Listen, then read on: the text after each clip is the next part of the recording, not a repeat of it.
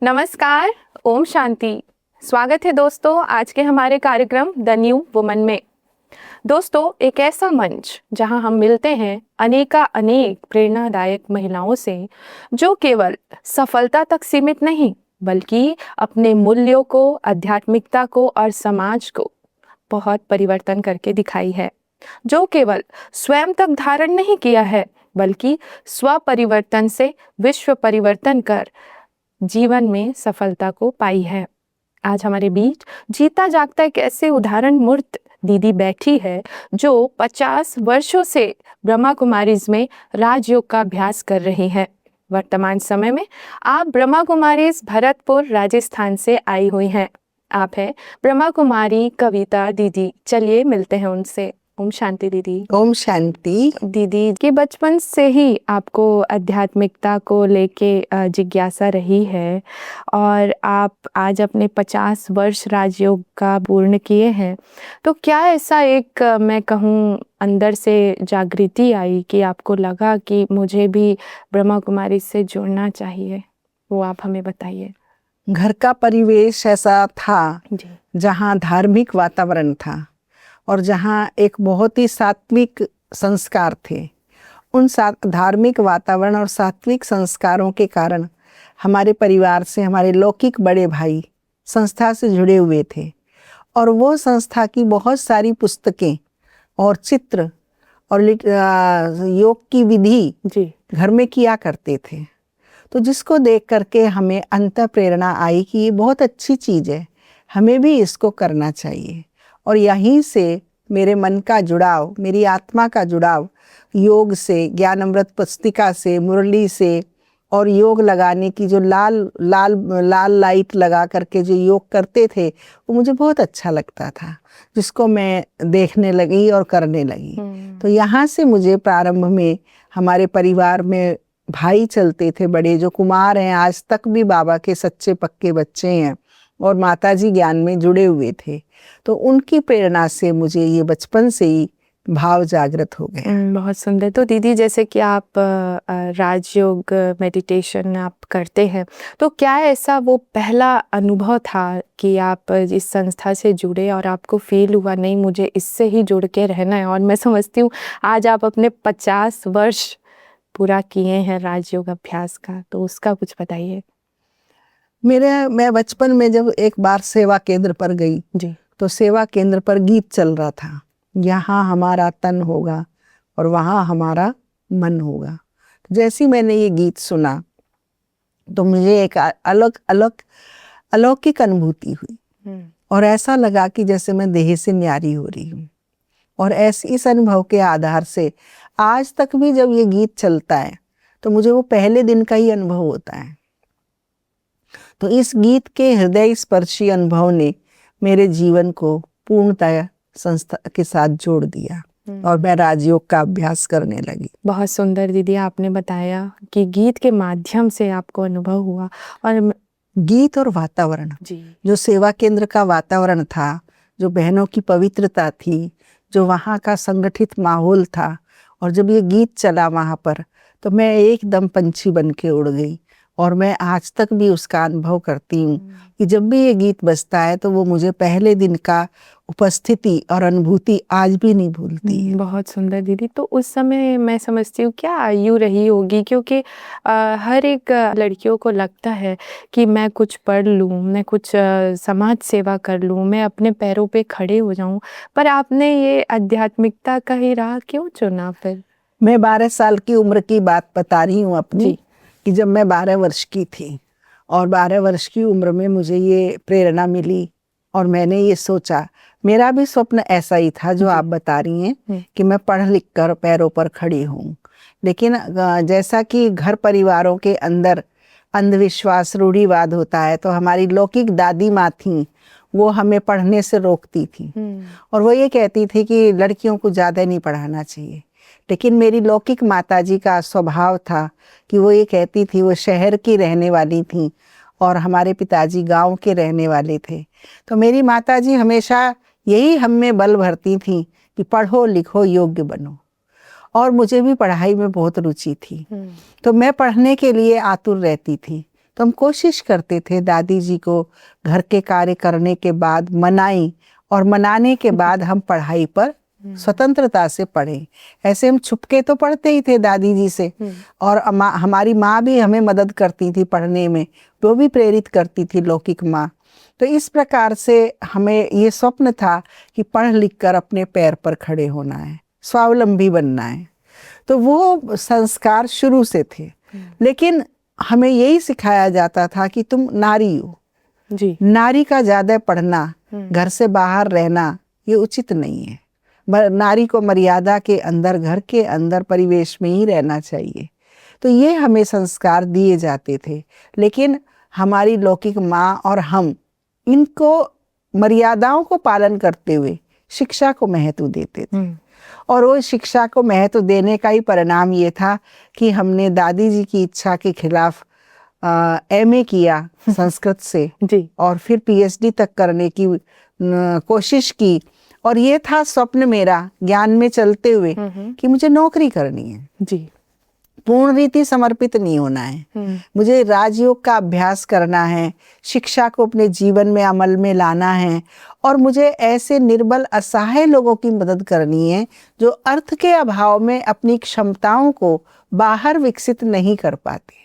तो मुझे ऐसे लोगों को, ऐसे विद्यार्थियों को, ऐसी युवा शक्ति को, ऐसी नारियों को मदद करनी है जो आज कुपोषित है, रोगी हैं, या दबाए जा रहे हैं, कुचले जा रहे हैं, या असहाय महसूस करते हैं, उनको सहायता करनी है।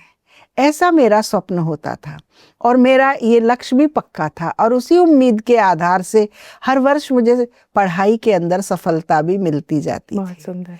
मैं पढ़ाई नहीं करती थी, लेकिन अपने परिवार के, जो मैंने आपको बताया दादी माँ के मेरे सपने थे, तो उनको पूर्ण करने के लिए कई अन्य कलाओं को भी विकसित करती थी पढ़ाई के साथ साथ, जिससे वो संतुष्ट रहे, खुश रहे, और वो ये ना सोचे कि ये बच्ची हमारी इच्छा के खिलाफ विरोध में पढ़ाई कर रही है। तो मैं उनकी भावनाओं की कदर करते हुए दोनों का संतुलन बनाती थी और पढ़ती भी थी, पाँव पे खड़े होने का संकल्प भी करती थी।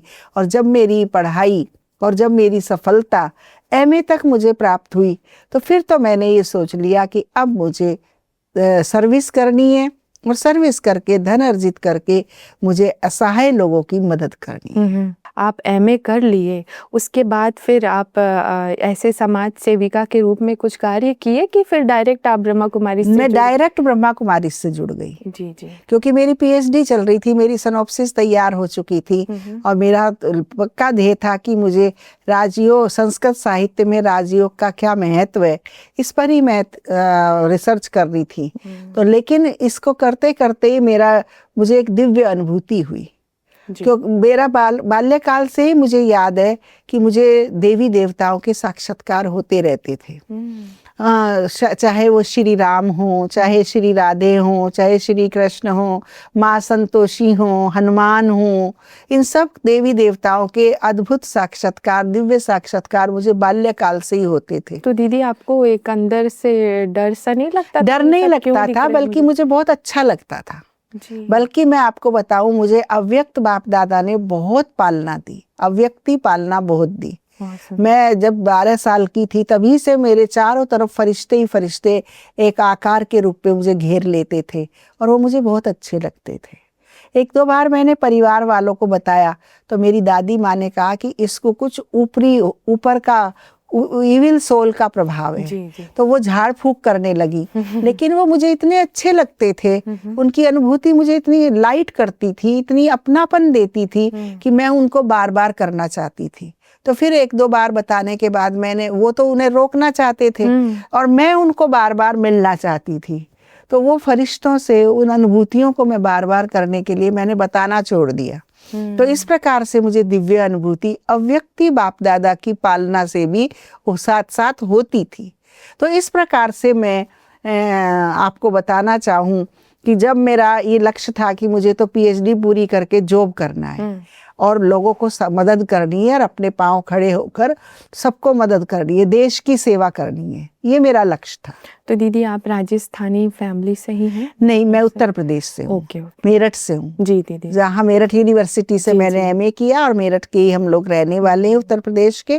भरतपुर में तो मुझे राजयोगिनी दादी डॉक्टर प्रकाश मणि जी और हमारी आदरणीय विमला बहन जी आगरा क्षेत्र की जो संचालिका थी उन्होंने रखा था, दोनों ने मिलकर वहाँ तो रखा दीदी था। वो कठिनाइयाँ आपको अंदर आया नहीं कि मैं कहाँ यूपी की और कहाँ राजस्थान? ऐसा कुछ नहीं आया, क्योंकि प्रभु प्यार में सब चीजें छोटी हो जाती हैं। दीदी जैसे आपने कहा प्रभु प्यार, क्योंकि ऑलरेडी आपको इतने सारे फरिश्ताओं के, जी, देवी देवताओं के साक्षात्कार ये समर्पण का संकल्प भी जो मुझे आया वो भी एक दिव्य अनुभूति से आया। जी। आदरणीय विमला बहन जी जहाँ हम किराए के मकान में रहते थे वहाँ आए हुए थे, वहाँ गीता पाठशाला चलती थी, वहाँ बाबा का रूम था। जी। वो बाबा के रूम में बैठी हुई थी और उन्होंने मेरा हाथ पकड़ के कहा, कविता देवियां आ गई हैं, क्या तुम देवी नहीं बनेंगी?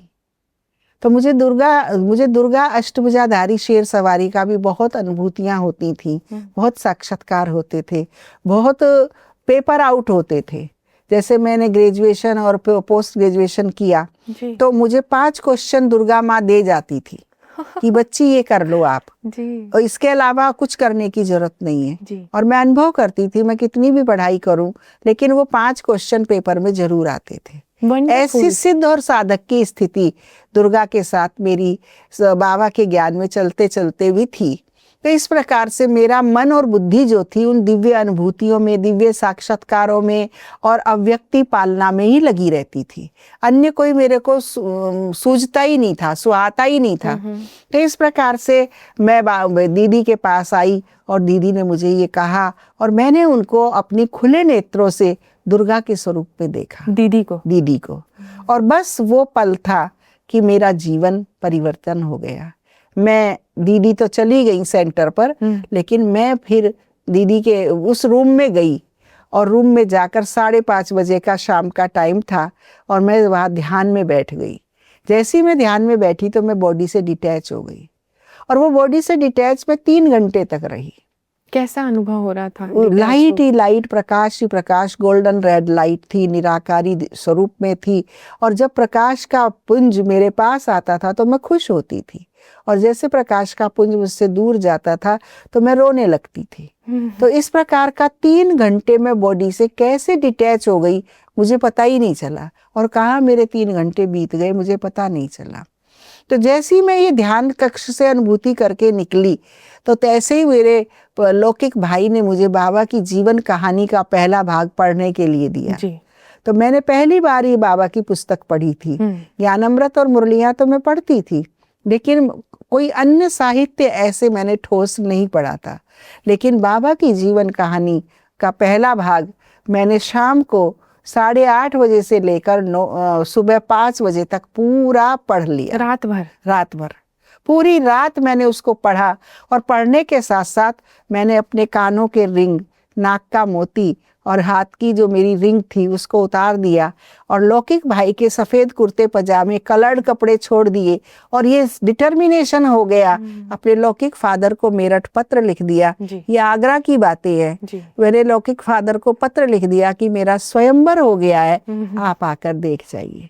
बस ये था मेरे समर्पण होने का अनुभव और ये थी समर्पण होने की विधि और ये था समर्पण की त्याग और वैराग्य। बिना परमात्मा से मिले आपको इतना अनुभूति हो गया था? जी, कि मैंने पूरा जीवन और वो पल से लेके आज तक मुझे याद नहीं है कि मेरे जीवन में किसी दिन भी कोई इस संकल्प को लेकर पश्चाताप हुआ हो या दुख और कष्ट हुआ हो, बल्कि मैं उस पल को बार बार शुक्रिया करती हूँ। वो गोल्डन पल था मेरी जिंदगी का जब मैंने प्रभु को विश्व कल्याण के लिए, विश्व सेवा के लिए, करहाती हुई मानवता का मल्लम बनने के लिए अपने जीवन को समर्पित किया। दीदी जैसे आज की नई जो पीढ़ी है हमें सुन रही है, उनको जब हम ये सब कहानियाँ सुनाते हैं तो उनको ऐसा लगता है ये सिर्फ कहानियाँ हैं, ये रियल कुछ नहीं होता है ऐसा। तो आपके अनुभूति से, जैसे आपने बोला मुझे कोई भी पश्चाताप नहीं हुआ, तो आप ऐसा कुछ उनको सूत्र बताएं कि जीवन में वो आध्यात्मिकता को लेके आज जो हमें सुन रहे हैं आज से ही अपने जीवन में ये स्पिरिचुअलिटी को लेकर चले, उनके लिए आप कुछ बताइए। देखो, मैं आज की युवा पीढ़ी से कहना चाहूंगी जी कि थोड़ा सा धार्मिकता और आध्यात्मिकता की उनको आवश्यकता है। यदि श्री रामचरितमानस को हम देखते हैं जी तो उसमें भी जीवन मूल्य हैं। यदि हम गीता, सर्वशास्त्रों में श्रोमणी श्रीमद् भगवत गीता है, यदि हम गीता को देखते हैं तो उसमें भी दैवी संप्रदाय की बात कही गई है। तो जहाँ देवत्व और मूल्यों की बात होती है वहाँ धार्मिकता और आध्यात्मिकता का सानिध्य लिया जाता है। तो आज जो हम भाग दौड़ की जिंदगी में दुख और अशांति का कारण देख रहे हैं, उसी का कारण यही है। जैसे हम सब्जी बनाते हैं उदाहरण के रूप में, सब कुछ उसमें हमने पर्याप्त डाला लेकिन नमक डालना भूल गए, तो सब्जी कैसी बनेगी? फीकी फीकी। क्या उसमें स्वाद आएगा? क्या कहेंगे? अलग अलग टेस्ट आएगा दीदी। सब कहेंगे कि इसमें नमक नहीं है। हाँ, नमक का होना अनिवार्य है जी, वो स्वैच्छिक नहीं है, जी। अनिवार्य है। चाहे कम डाले चाहे बीच का डाले, अधिक तो खैर चलेगा नहीं, तो नमक चाहिए चाहिए। ठीक इस प्रकार से जैसे सब कुछ डलने के बाद सब्जी अपूर्ण है नमक के बिना, मैं यही सब आज की युवा पीढ़ी से, दर्शकों से कहना चाहूंगी कि आज की भाग दौड़ भरी जिंदगी में सुख शांति पाने के लिए, जीवन को संतुलित और व्यवहारिक बनाने के लिए हमें धार्मिकता और आध्यात्मिकता की अति आवश्यकता है। उसमें ये धार्मिकता आध्यात्मिकता नमक के समान है। यदि हम अपने जीवन को स्वादिष्ट बनाना चाहते हैं, यदि हम अपने जीवन को मूल्यवान उपयोगी बनाना चाहते हैं, तो हमें इनका थोड़ा सा सानिध्य आवश्यक है। और वो थोड़ा सा सानिध्य ही हमें ऊंचाई की ओर ले जाता है। दीदी, जैसे कि आज की कन्याएं हैं, उनको सजना संवरना, बाहर घूमना, नौकरी करना, ये सब उनकी एक पसंदीदा चीज़ हो गई है। पर आप जैसे ब्रह्मा कुमारियों को देखती हैं आज की महिलाएं, तो थोड़ा सा उनके अंदर एक झिझक सा आ जाता है कि वाइट ड्रेस पहना देंगे, घर बार छुड़ा देंगे। तो दीदी, ये समाज में जो ये फैला हुआ है, क्या इसमें कितनी सत्यता है, कितना क्या है इसमें? देखो, जो हमारे जैसी समर्पित बहनें हैं वो तो मुट्ठी भर हैं जी, जैसे 5 पांडव जी।